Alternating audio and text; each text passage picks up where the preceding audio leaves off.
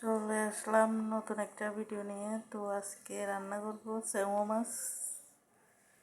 তো এখানে হলুদ মরিচ মশলাগুলো দিয়ে দিলাম,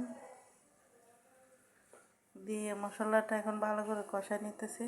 তো মশলাগুলো কষায় নিয়ে এখন টমেটোগুলো কষায় নিব একসাথে। তো একটু পানি দিয়ে দিলাম। আর আপনারা সবাই কেমন আছেন, কে কি রান্না করেছেন জানাইন। তো আমার মশলাটা কষানো হয়ে গেছে, এখন মাছগুলো দিয়ে দেব, দিয়ে ভালো করে নাড়াচাড়া করে নিতেছি। আর আপনারা আজকে কে কি রান্না করছেন জানাইন।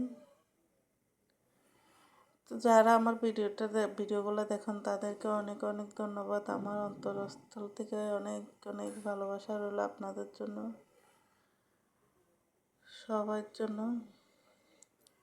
তো এখানে মাছের ধনিয়া পাতাগুলো দিয়ে দিলাম। তো আজকে সকাল সকাল রান্না করে ফেললাম।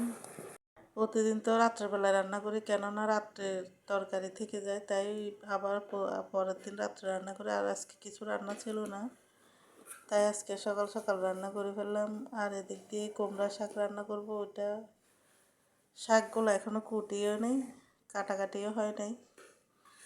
আসলে একা হাতে কি করব না কি করব, এদিক দিয়ে এটা এদিক দিয়ে সেটা, এই অবস্থা। তো সবাই ভালো থাকবেন, আল্লাহ হাফেজ।